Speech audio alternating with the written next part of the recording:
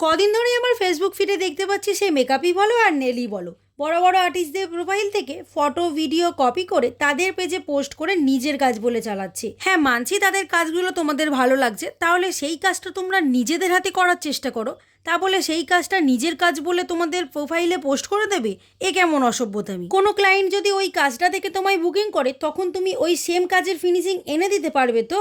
এটা কি একবারও ভেবে দেখেছো? বা ক্লায়েন্ট যে কাজটা দেখে তোমার কাছে করাতে আসবে, তুমি যদি সেম টু সেম না করে দিতে পারো, তখন তোমার নামটা ঠিক কতটা খারাপ হবে সেটাও কি একবারও ভেবে দেখেছো? এবার আমার এই কথাগুলো শুনে অনেকেরই মনে হতে পারে যে বড় বড় আর্টিস্টরা ফটো এবং ভিডিও টিউটোরিয়াল দেয়ই তো দেখে করার জন্য। হ্যাঁ, নিশ্চয়ই। তোমার যে আর্টটা পছন্দ তুমি একবার কেন 1000বার আর্টটা তোমার নিজের হাতে ক্রিয়েট করে তোমার প্রোফাইলে পোস্ট করো, কেউ কিচ্ছু বলবে না। বাট অন্য আর্টিস্টের কাজকে কপি পেস্ট করে নিজের কাজ বলে চালানো, এটা কিন্তু পুরোপুরি আলাদা।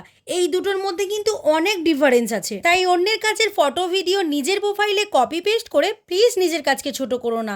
তুমি যেটুকু কাজ পারো সেই কাজকে বারবার প্র্যাকটিস করো, দেখবে তুমিও একদিন ওই আর্টিস্টের মতনই ভালো কাজ করবে। তো বন্ধুরা, তোমরা যারা যারা এইসব কাজ করো, কথাগুলো কিন্তু তাদের উদ্দেশ্যেই বলা। তোমাদের সাথে কথা বলতে বলতে এদিকে আমার নেল এক্সটেনশনের কাজটাও কমপ্লিট। কেমন হয়েছে বন্ধুরা, অবশ্যই কমেন্ট করে জানিও। আর ভিডিওটি ভালো লাগলে লাইক, শেয়ার এবং চ্যানেলটিকে সাবস্ক্রাইব করে দিও। বাই।